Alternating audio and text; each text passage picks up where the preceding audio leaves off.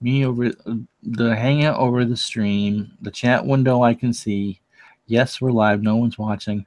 If you're watching this tomorrow, you just get 2 minutes of this.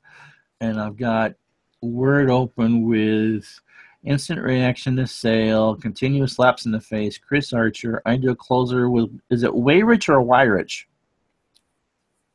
Do we know? No, I don't know. Okay. Worried about overpaid for McCutcheon. Royals ideal trade partners, Red Sox rule day 2, and parting shots.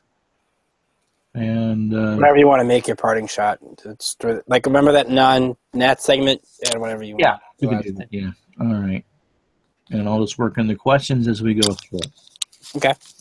And we have viewers. So hi there if you were just joining us. All right. So we're ready. It's close enough to 9 o'clock. I've got 8:59 and all right. And 3, 2.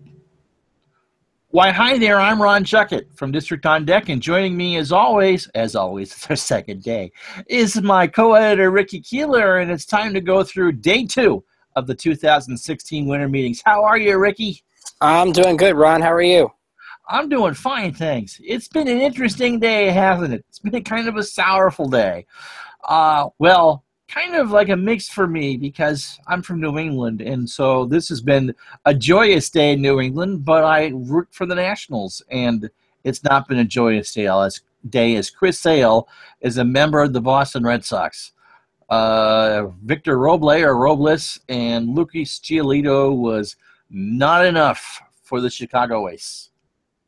Wasn't enough in the end, that's definitely right, because let's put it this way. Trey Turner is your version of Yoan Moncada. And the Red Sox were finally able to say, we'll throw Yoan Moncada in the deal. That's what ended up happening. They get Yoan Moncada, Michael Kopech, a pitcher throws over 100 miles an hour, and a couple other prospects in the deal as well. In the end, I think you can be upset. You have every right to be upset if you're a Nats fan. But at the same time, there is no way that Mike Rizzo should be giving up Trey Turner in this kind of a deal. As elite as Chris Sale is, and Mike Rizzo talked about today how unique of an opportunity is to acquire Chris Sale, the Nats did all they could. Now, I'm doubly mad or disappointed because I'm from New York, and now my team has to watch Chris Sale play 4 or 5 times a year for the next couple of years in that rivalry. But all in all, I think Dave Dombrowski just flexed his muscle and got the job done. Yeah, you can't give up Turner. I mean, the whole point of making all these moves to win now is because Turner is, we all think, a superior ball player. And we could not, the Nationals could not match the money that the Red Sox paid for Moncada, the remaining $31 million of his salary and signing bonus. So, in essence, the Chicago White Sox get him for absolutely free. Yeah, absolutely. And you also have Moncada as the option with the White Sox to play their second base or third base. Rick Hahn said today he's probably going to start second base in the minor leagues. This is who a lot of people think is the number 1 prospect in baseball. Struggled a little bit, as Ron will attest to, at the end of last season. But again, he's got all the tools. He's definitely the ideal player the White Sox would want as they tear down their rebuild process. Don't have to play him right away. So in the end, I think the White Sox, they did well in this deal, and the Red Sox did because now you have an elite rotation with Rick Sale, David Price, and Rick Porcello.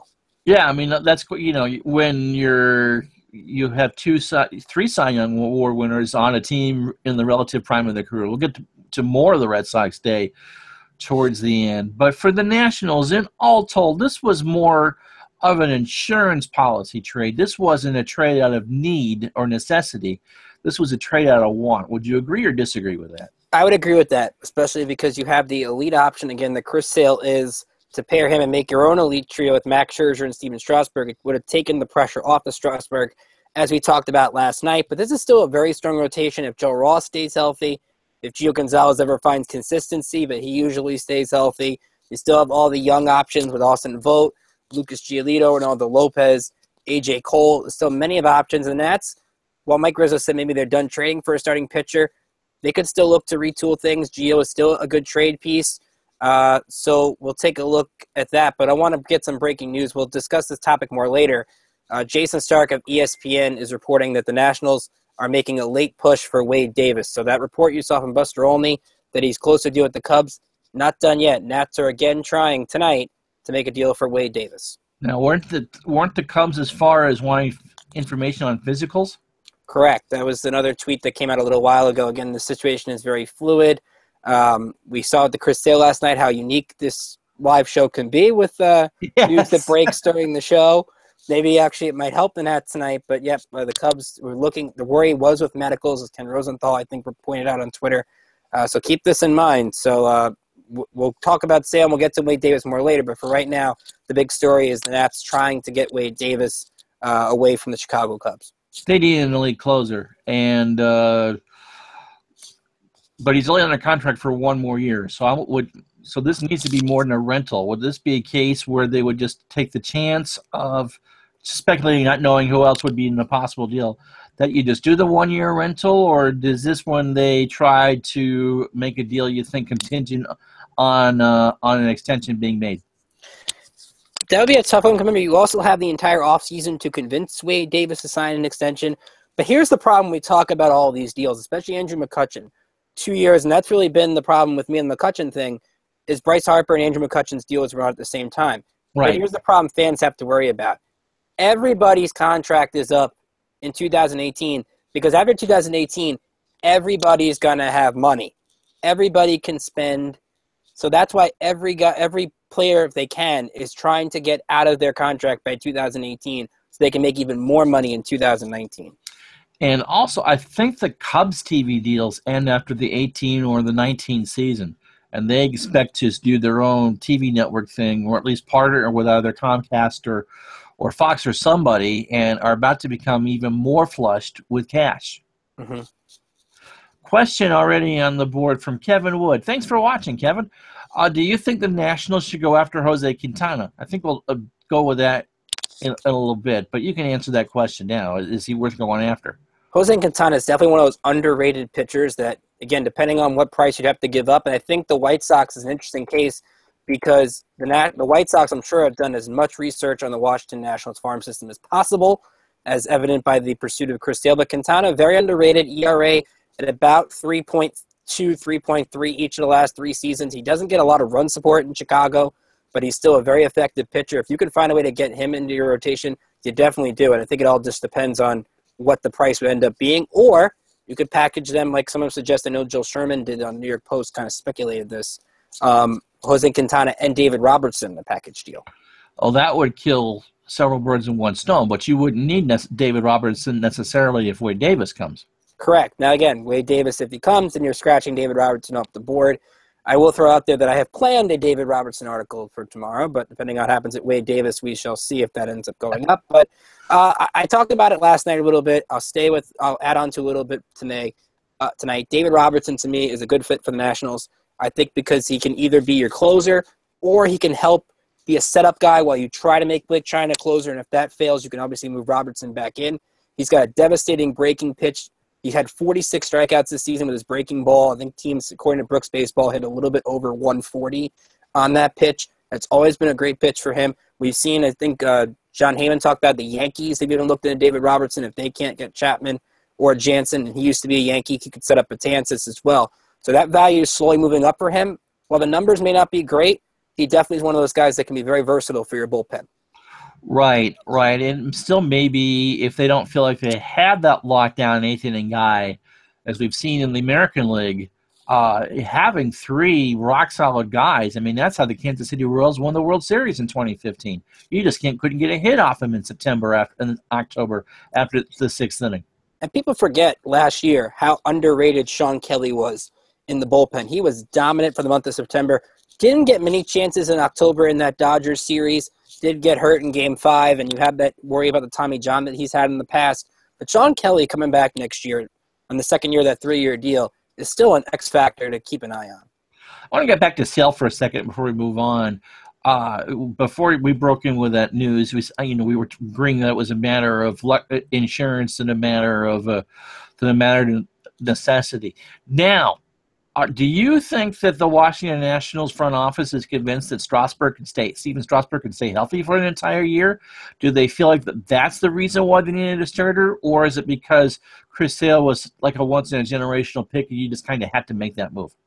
I want to say it's the $175 million question, but I'm worried that's a little bit too light on that money. But Chris Sale, I think, is just a unique opportunity. There has to be some worry with the Strasburg stuff because you have a situation where he's been constantly hurt. Dusty Baker kind of talked about that today on MLB Network, where he was saying how maybe Strasburg has learned sort of not to push things, or maybe ends up only missing a start on occasion instead of missing a month or two as he has in the past. So that is something to keep an eye on. But again, as I said last night, I think it's just more, I want to take the pressure off Steven Strasburg. Yes, there is some pressure with the $175 million contract, but if he's the number 3 starter in your rotation, there's going to be more pressure on Max Scherzer, and if Chris Sale were to have come here, Sale, than there would be for him.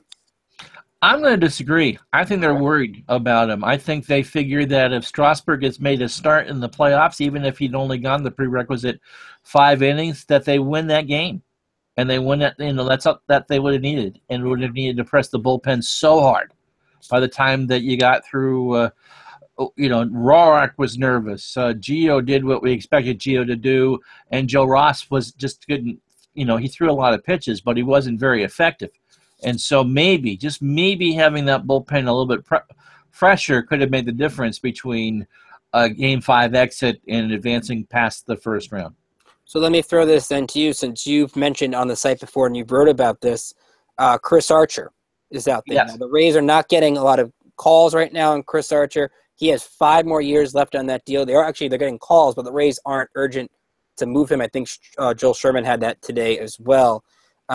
Give me your thoughts on Chris Archer and what you think would take to get him, and should the Nats go for him? Chris Archer is an absolute steal because he's under, someone today told me it was either 45 or 50 million for the 5 years he has left. Mm-hmm. Washington is a mid-market team with a big market payroll. And if they could lock that up for 5 years, I think you have to at least explore it. He's under team control through the start of the next decade, and is a better pitcher than what, I think a lot of frustration came out this year because Tampa just isn't very competitive. Would I do a Giolito for him? No, but you have all these arms, maybe an A.J. Cole and a couple other minor prospects, and see what you have. I would drive down from Vermont to pick up Chris Archer myself. Here's the X factor we talk about with the younger arms. I think it's important to recognize this. I retweeted from the District on Deck account about an hour ago. At natsgm.com had this. Going by recent trade discussions, opposing teams seem to prefer Ronaldo Lopez to Lucas Giolito. Ronaldo Lopez can either be a strong back-end starter, because we've seen the potential, had double-digit strikeout games against Atlanta last year. Yes, it's the Braves, but still your rookie season, you go out there, you put up the strikeouts that he did. But also the way he pitched out of the long man role, out of the bullpen, had that good start against the Pirates for Joe Ross in relief to clinch the NL East. He has that electric fastball. So if Lopez could either be used as your back-end starter, or you want to put him in the bullpen maybe in the 8th inning. We saw him throw over almost 100 miles an hour, I think, in the Futures game in July. He's an option. So they can be very creative with him as opposed to Lucas Giolito, who probably is only a starter and didn't exactly show great signs of dominance in the limited experience he had in the majors last year. Right. So, but they have a number of arms. What do we say? There are 6 pitchers auditioning for the number 5 spot, and if you throw in Joe Ross, you have 7 guys potentially going for 2 spots on the roster. Sounds about right. Yep, you got Voth, Cole, Giolito, Lopez, and you throw Joe Ross in there. So yeah, right. Yeah. So you never know. Back to this is related to the Quintana thing and the Chris Sale thing. It looks like Buster Olney tweeted, and I put this in the live blog this afternoon, that the White Sox pretty much told people what the Nationals' offers were, and then slept on it and to see if anyone could beat it. And Dave Dombrowski, the president of baseball operations for the Red Sox, not only beat it, he came at it with an ace-king full house. Mm-hmm. I mean, is there, after how the season ended and how the first round of McCutchen talks kind of tapered off after Espinoza was tendered, I mean, how much more bad karma, bad luck can one team take? And would you go ahead and deal with Chicago after they seemingly publicly left you hung out to dry? I still would, and I put it like this, and I forget who I saw it from today. Oh, I forget who I actually saw it from exactly, but the Red Sox and White Sox, Bob Nightingale had from USA Today, they've been talking for a year on this. The ideal partner for Chris Sale the whole time was the Boston Red Sox. I'm not going to hold any ill will against the White Sox for if they can help me out in the long run. If I'm the Nats and I'm Mike Rizzo, and I could still get a Quintana and I could still get a Robertson, like maybe could get an Adam Eaton to help my team. I'm not going to really hold it against them that, hey, look, they gave us an opportunity to try to get him. We were in the running for it, and the Red Sox just came through with a better deal. In the end, there's nothing really you can do. That's up to Dave Dombrowski, whether he's comfortable throwing a guy like Moncada in there. So are you worried the Nationals at this point might make a move more for public relation purposes than what's best for the team? On the McCutchen thing, yes, because we've heard all the time about Chris Sale and Andrew McCutchen being a package deal, and now you've run the risk of it being, well, nothing. You end up getting proverbially for your proverbial coal in your stocking if we're throwing a Christmas holiday reference in there. Right. So I think, especially with, again, the 2 years of team control, and now the Pirates know you're desperate. The Pirates know that you've done nothing this offseason. The Pirates have known that you need to make a big move. And I'd be even more worried of trading for McCutchen than I was a week ago when I had still my fair share of doubts, but was starting to be okay with it, not so much now. Now, if we were going to be okay with Giolito for Sale, but it doesn't sound like that from what you and I have said that we would be okay with Giolito for McCutchen. Right. But McCutchen would fill a bigger need for the Nationals than Sale. That kind of doesn't make any sense, but that's the conventional wisdom. I think both you and I agree with that. Yeah, absolutely. And I think for me, though, I would rather include Giolito than Ronaldo Lopez because, again, I view Lopez as sort of that high upside kind of guy that can use in both roles. To me, I'm a little bit worried about Lucas Giolito because you had the drop in velocity this year. That has to be a little bit of an issue. He doesn't locate his fastball very well. Good breaking pitch, definitely. But I wonder still with Giolito, I need to see more from him. I get it. You have to be patient with prospects. But I kind of see more from Ronaldo Lopez that if you're going off the 2-3 year window, this guy can help me right now. Oh, no, absolutely. It makes a lot of sense. So as now we're talking about closers, is there anything new on the Wade Davis thing? There is nothing new on the Wade Davis thing right now. All right. Well, Natitude38 sent us this question on Twitter. Without Sale, does this make Washington paying for, and I suppose he means by a free agent, an elite closer more likely? Or is Wade a trade, as it's being discussed, the better option? I say the trade's the better option. Wade Davis, you look at his numbers over the last 2 years, and yes, he got hurt a couple of times last year. His numbers are right up to where Chapman is and to where Jansen is. He's very efficient, doesn't blow many saves. He's been one of those guys, again, converted starter into reliever, does the job, kind of like a Melanson type, if you will. Mm-hmm. Chapman, to me, I saw Jason Stark tweet this that some people think it's going to be around 5 for 85 to 5 for 95. So in the end, when you look at the whole Chapman thing, I still think the Yankees are getting him until I think otherwise. Because they've been in the mix. They've always been the favorite. I stand by that. And Kenley Jansen, keep in mind the Dodgers need something. I don't think you'll be able to outbid the Dodgers for Jansen either. So as much as I think the Nats would love to bring in Aroldis Chapman, or Jansen, I don't think they have the financial wherewithal to do that. I think the two questions with Chapman is his personal background will draw some backlash in the city. It's stuff that you and I have heard of from on Twitter. And the 5/100 that he wants. I mean, he originally said he wanted 6 years. So if you back that down to 5, do you pay a closer $20 million a year? That's the tough part. And we talked about last night how bullpens have been all the rage now, especially what the Cubs are doing, what the Indians did last year, and getting the 2 closers to help them get to the World Series. But are we at that point yet where in the industry we're comfortable giving $15 to $20 million a year for a closer? As great as Chapman's fastball is, and Jansen's been very efficient. That cutter has been amazing for his career.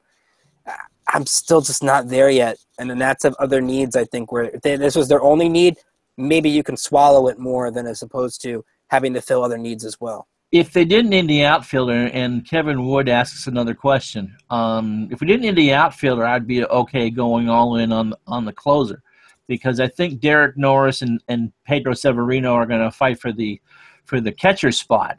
And whether that's great for this year or not, Severino's the catcher for the future. So if you're not going to spend the money on a Matt Wieters, and you can find another way to get that center fielder in or the outfielder in, then if that's what you have left to spend your money on, you go ahead and do it. Kevin asks, and this kind of dovetails into the conversation, I kind of know what you're going to answer to this. What do you think about Danny Duffy and Wade Davis in the package? Danny Duffy is a very intriguing candidate. He does have 1 year left in his deal, but he was 8-2 in the second half last season. Seemed to emerge as he got to be in the rotation for the full time. So Duffy, again, if you bring him in as a lefty, it leads you more inclined to trade Gio Gonzalez, which if you go up last year in Game 3, when Dusty Baker said, I didn't take out Gio took himself out, it kind of leads to the point where Gio Gonzalez is not really the guy I think they would like to bring back if they have other options. But the Royals aren't going to pay $11 million for that. I mean, if Gonzalez goes to the Royals as opposed to the Yankees or someplace else, Washington's going to be on the hook for most of the salary, don't you think? Correct. I don't think you're going to trade Gio to Kansas City in that instance. You'd probably find another deal you would trade Gio. And the guy I like, if we're looking at outfielders and we talk about Wade Davis, Lorenzo Cain on a 1 year deal would be very intriguing. He's great in defensively in center field, a good speed guy. You could put him and Trey Turner near the top of the order, and you could give yourself a lot of good dynamics there. Because you throw Cain with Dusty Baker and Davey Lopes, who loves to run, I'd love to see that. So if it looks like that Wade Davis is going to probably be the guy, at least at this, but last night we thought that Chris Sale was going to be a member of the Washington Nationals right about this time, as a matter of fact. Matt Wayrich, one of our contributors, did a very good article to Slideshow today on who we thought the ideal closers would be. And so I'll ask you that question. Wade Davis may be the guy, but would that be your ideal closer? I would say yes. I would say that, again, I'm not looking for – as much as Chapman would be dominant and all things created equal with money-wise, who I would like more, Wade Davis, again, puts up almost the same numbers. He was ranked – I remember all those MLB Network shredder shows where Wade Davis was the number one closer in the game, so it's not exactly a terrible option. So I would probably, if I had a top three, go Wade Davis. I would go Kenley Jansen too. I love the cutter. I love how efficient he's been. He doesn't throw the big fastball, so you don't have to worry about him tiring out. And I'd probably go Chapman 3. I was kind of curious about Greg Holland coming off his injury and how effective he could be. And if he didn't work, you might be able to see someone from the Blake Trinan group of setup guys to see if you actually had an in-house closer. But obviously Chapman is the best closer of the game, and if you're going to do that, but Davis kind of fits that description, and I'm with you on Jansen. I think he ends up in Miami because Miami wants to spend money. But his former manager in LA is the manager now in Miami. Right. So I was okay with giving Holland the chance, but I'm certainly okay with Davis, and as depending on what it costs. My only worry with Greg Holland, and you and I have talked about this off the air, is coming off the Tommy John. How much can you push Greg Holland if you need to? Let's say down the stretch of a pennant situation. Yes, you have Blake Trinan or maybe Lopez. Cota Glover's another guy. But I would be a little bit at pause with Holland. I wouldn't mind it. It's a high-risk situation, but it would be kind of lower on my list of options. Absolutely. All right, so we talked a little bit about a potential trade with McCutchen. Are we worried we are worried at this point that we could be doing this for show and not for the smarts? Yeah, I believe so. Again, it's not that I don't trust Mike Rizzo to make the smart move. Mike Rizzo is very creative. He does as many smart moves as he can. But at the same time, you also have to worry about ton of pressure. You and I have followed on Twitter all day, and we thank you for all those who are following on our live stream. Absolutely. Thank you. And our live Twitter as well. There are a lot of fans who are upset. There are a lot of fans that are saying, look, you guys missed out on a lot of big options last year, even though Daniel Murphy ended up working out great. You guys missed out on a lot of options so far this year. They were told big splash for about 3 weeks or a month. There hasn't been any yet. So I think there are, I don't know how much they listen to Twitter or the media or anything like that, or what's coming out from outside of their office. But I think it definitely is a factor you have to worry about. But now all of a sudden, the talks have come back to Andrew McCutchen after it was on the back burner for a little while. We asked you a couple times in the last few days whether or not you would do the big deal for Sale or for McCutchen, and you guys were pretty split on that. Mm-hmm. At one point, I think when we asked it Sunday or Monday, it really was 50-50, and people felt very strongly this wasn't an either-or thing. And so what do you think the Nationals front office, if fans are struggling with that, how do you think the front office felt about that? And I think we know exactly where the front office was leaning. They wanted to get the Chris Sale thing done first because it was the more unique option. There's not a chance you can land. You could get an Andrew McCutchen somewhere, but you can't exactly find a Chris Sale every day. You don't think before Friday, if the Pirates had really said that they would do it for Robles and Lopez, that deal wouldn't have happened? I would have thought it would have happened because we remember Jason Stark had it, and you mentioned it last night. There's a reason why Danny Espinosa is still here. Right. Danny Espinosa was non-tendered. That would have gave you an idea that this deal might have happened. The fact that he's still here is something to monitor in terms of why Andrew McCutchen's not a National right now. Between Ben Revere and Danny Espinosa being potential, if they had both been non-tendered, and Jason Worth coming off the books after this year, of the $28.5 million that McCutchen would have cost the Nationals, his net cost would have been $3 million, because Worth makes $21 million, and you're taking $11 million off the books this year. So the only addition to the Nationals' payroll would have been the $3 million this year, which is why I think they would have done it then. Personally. Correct, because you could have more money to put into that deal, and you could also then throw out a possible – I don't think you asked for a window of extension, but you could talk extension with McCutchen before the season, I would assume. You could talk extension, and you could still have the money for any of the big three closers at that point. Right. You hadn't spent it on McCutchen. Nana 238 also asks, do you think that as they discuss McCutchen, will they also try to get Rivero or Watson? Remember, Felipe Rivero is the player that was traded in the Mark Melancon deal back in July. Strong fastball. I was excited to see kind of the potential that he had in the Nationals bullpen. Was kind of struggling. Dusty Baker and even Matt Williams used him a lot in 2015. I don't know if they would go back and sort of give Rivero back. Tony Watson is interesting. He made the All-Star team a couple of years ago. He got a chance to get some saves when Melancon was traded, 15 saves last season, ERA over 3, but he's appeared in over 70 games each of the last 3 seasons. So he's one of those durable kind of guys, but I think if you had to throw McCutchen and Watson in the mix, you're asking to give up a lot, considering if Watson is under team control.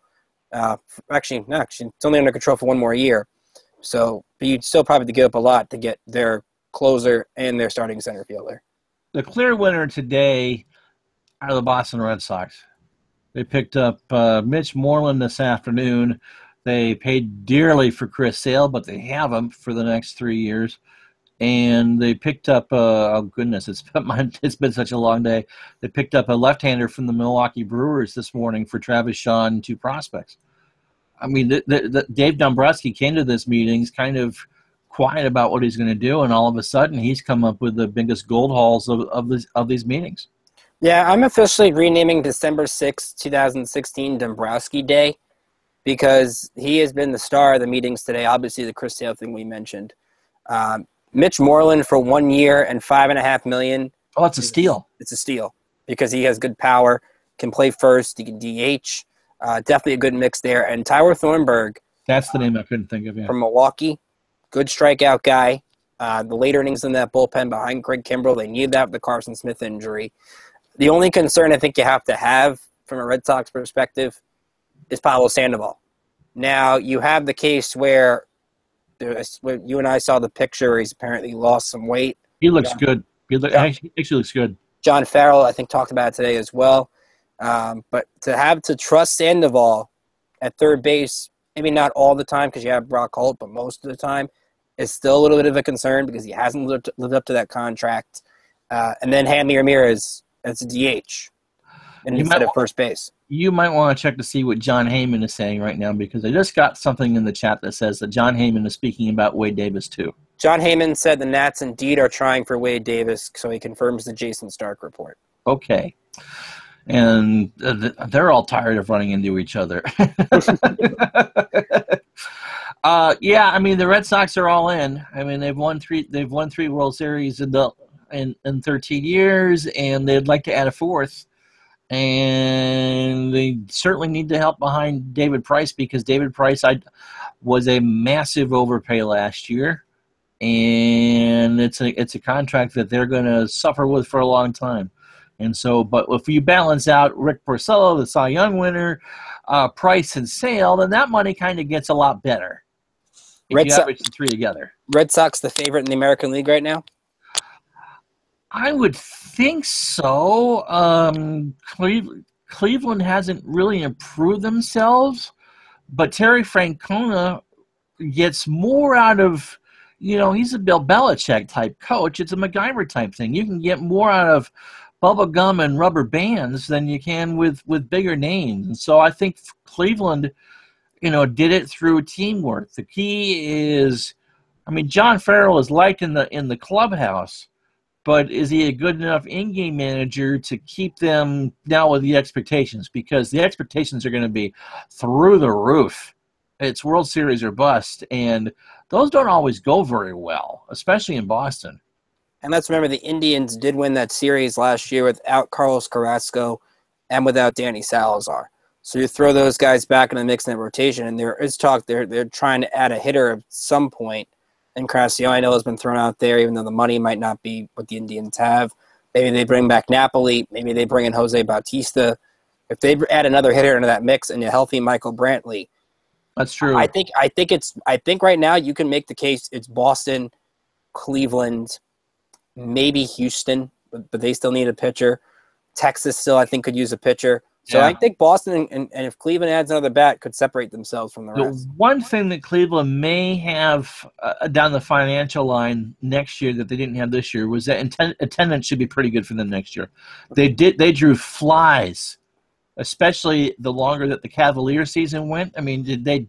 They wouldn't draw anybody there. They were a first-place team in July. We're still drawing 10, 12,000 people. That's not going to be the case this year. They went to the 10th inning of Game 7 of a World Series. There's going to be a curiosity factor with the Indians, like there was in the next door in the parking lot with the Cavaliers. Correct, and you get the extra money off the playoff attendance as well. So I saw what the playoff shares were. I think the Cubs got like $350,000 a share. Definitely, but you get the extra money off of that probably with the attendance, so that should help if the Indians try to make a big deal. Another thing to note on Davis, remember the Nats tried to get him. I was talking to Jeff Passan, I think at Yahoo, had this last July of like a Wade Davis, Lucas Giolito kind of thing. So this is nothing new at the Nationals and Wade Davis. I think Davis got hurt right before they dealt for Melanson. So it shouldn't be a surprise that the Nationals are in the Wade Davis sweepstakes. But they keep losing all the sweepstakes. I keep getting your hopes up. Always the bridesmaid, never the bride. Mm-hmm. All right. One more question from Kevin Wood. And we thank you very much, Kevin, and Attitude 38. And if you're the same person, I guess we're thanking you twice for tonight's questions. Why do you think Rizzo hasn't inquired about Jose Bautista? Let me answer that one first. You spend that much money on an older guy that's batting average dropped that much? That would be the interesting question. And I remember Barris Faluga, I think, had this last year, the Nats inquiring about Jose Bautista in July. This could be something you have to watch the Bautista market carefully. If he's still out there, I think it was Hazel May had this, that they're meeting with Toronto again, so you never know if Bautista might go back. But remember, his power still went down, but still at 22 last year. And you have to also remember the Washington Nationals losing Wilson Ramos, and we'll get to him, I'm sure, in a second. Congrats to him on the Tampa thing, signing a 2-year deal with Tampa, an agreement, at least pending the physical, is you need more depth in the offense because your bottom three right now, whoever the catcher is, Zimmerman, and Espinoza, not quite sure you could trust the bottom of the order entirely. So you need more depth. Bautista, at least, is a corner outfield bat, adds a little bit of power, even though his team has a lot of it. And if you can get him on a 2-year deal, I think you absolutely do it. And he actually, when he came back from his injury this year, Rick, he came back as a leadoff hitter. Mm-hmm. And his OPB was pretty gosh darn good. His batting average wasn't very good, but he got on base, and he set a lot of tables. Now, obviously, the Nationals don't need a leadoff hitter. They have Trey Turner. But they do need to. I mean, they had 6 guys hit 20 homers last year, so you do need to replace some of that power. But the team isn't completely devoid, and you're also assuming that Bryce Harper has another mediocre year. I don't think you can assume that at all. Could I also kind of think he could teach Bryce Harper how to bat flip? Not that Bryce Harper can't bat flip, but I would love kind of the Jose Bautista tutoring influence of teaching Bryce Harper how to bat flip. Would you be worried about Bautista in that clubhouse? They do seem to be a pretty solid unit, and Bautista, for lack of a polite word, comes across as surly. No. I think the reason for that is solely Dusty Baker. Dusty Baker knows how to work with all personalities, all characters. He knows how to get a team to unite together. We saw that this past season. He uses everybody on that 25-man roster. He's the perfect guy for this team. So if Dusty's a manager, I think they would be fine. All right, before we go, a question for you. Is there a name that we have yet to hear that the Nationals may consider moving as part of a deal? A name that they may consider moving. I mean, we talked. I really think when we look at, again, we talked about this last night. The top of their farm system is really the players everybody wants. So right. You're really not looking at the middle portion. Carter Kieboom, Dane Dunning are still developing, and they just got drafted. So I don't think you're going to trade any of those guys. I mean, maybe Austin Voth, who had a good Arizona Fall League, pitched the full year in AAA last year. He may be a guy you throw out there. You're not throwing anybody out there from your starting lineup. So I really think it's limited to those top prospects. And I guess I'll throw Austin Voth out there, but it wouldn't surprise me if he got dealt or if his name's been thrown out there somewhere because of the value he might have, and teams might think he's ready to go. He could have had a shot last year. The team chose Giolito over Voth when they needed a spot when Giolito made his debut. So he would be an option if teams needed a guy that could maybe fit right in. I'm going to give you the name that I gave you last night, Joe Ross. And I really think that whole thing was sending out feelers, sell a dummy to see what they could get. From the couple times I watched him pitch after the injury, he's not. If there's one thing that I'm concerned about with Ross and Strasburg is that they're throwers and not pitchers, and they don't pitch very efficiently. It's all well and dandy to sit there and strike out 8,000 hitters. But if you're dibbling and doing these on 3-2 counts all the time and having high pitch counts in the 4th or 5th inning, then you're doing your team no favors in the regular season, and you're certainly doing your team no favors in the postseason. And Joe Ross is a little bit of a concern because you saw in that postseason game last year, normally we're used to seeing poise from Joe Ross and seeing that solid control that he's known for. We didn't see that in the playoff game last year. Could be a lot of nerves pitching in your first postseason game. Obviously, that is, I think, mostly the case. And here's the official. Ron's cat comes in. Maybe Ron's cat has some sources for us. Would you like to? Oh, she's like. Every time I do that, every time I say the cat has sources, the cat looks into the screen. I'm telling you, the cat knows something that we don't know. We lost a live viewer because of that moment of kitty interaction. Come on, really? All right, Kevin Wood asks, what is a surprise trade that would make sense for the Nationals? Well, we know Mike Rizzo is full of surprises. I'm sorry, Kevin, I won't throw a trade out there. I'm still kind of surprised they're not in on Dexter Fowler. I think he is still a good fit in center field, a good on-base guy. We've seen Toronto, St. Louis. Maybe it's just the McCutchen thing. I am very surprised the Nats haven't put themselves in the Dexter Fowler sweepstakes. It would not surprise me if they kicked the tires, even though this rumor was refuted today, on either Brett Gardner or Curtis Granderson. I don't think the Mets are going to trade in the division, but that may be – you're not looking for a superstar. I think you're looking for a puzzle piece at this point. And that may be the cheaper solution to get you through the next couple of years, especially if Robles isn't ready. And if they keep him. I mean, ideally, we like to, you want to keep the guy. Here's the only worry I have on Brett Gardner. Brian Cashman has talked about it. They fielded a lot of offers for Brett Gardner. I've watched a lot of Brett Gardner. Yeah, he's from Staten Island, so he's a Yankee guy. His stolen bases have gone down each of the last 4 seasons since 2013, from 24 stolen bases to 16 last year. He's still a Gold Glove left fielder, but you remember, Brett Gardner is going to be going into his age 34 season. And you always worry with guys who rely on speed and not relying on Brett Gardner to hit the ball out of the park. I'm a little bit worried about what Brett Gardner might be toward the latter stages of that contract. Right now he has still 2 years left and a $12.5 million team option. You would think you'd pick that up ideally. That's pretty cheap, yeah. But do I want to put Brett Gardner into his age up until he's 35, 36 years old? I'm not entirely sure on that. You don't think that they would do any in-division trades?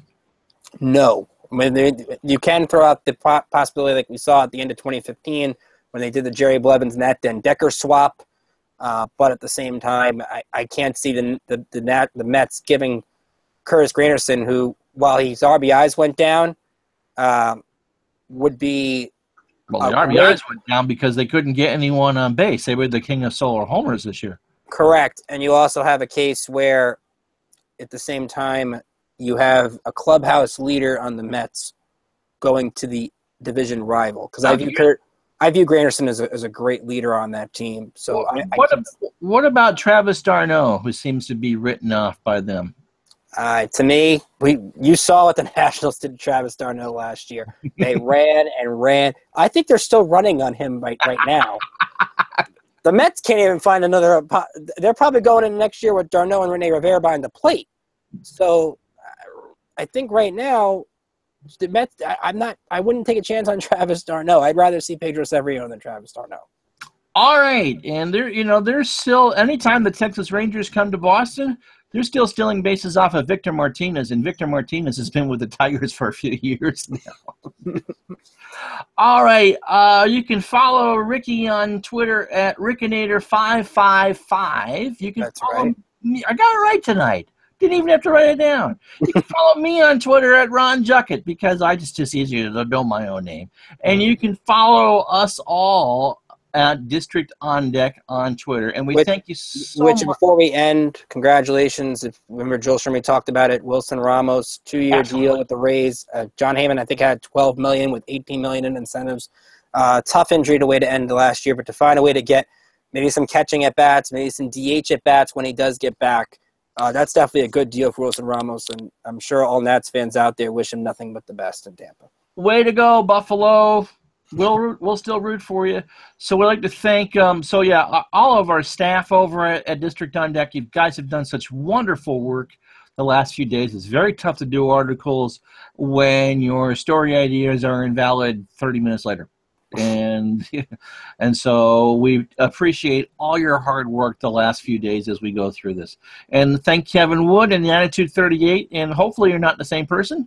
Or if you are, you got thanked twice. And so we'll be with you look at the camera, Ron. We'll be with you one more night for a live show tomorrow night, same time, 9 Eastern, 6 Central, to wrap up the winter meetings. And then we're going to do this not on a daily basis, but on a regular basis, Ricky and I, because we're podcast veterans, and the Washington Nationals are a team that we don't think get enough love.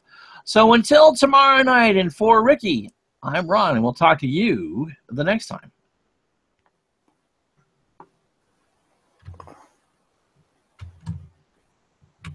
And we hit the button. Okay. All right. No, stop broadcast. Come on.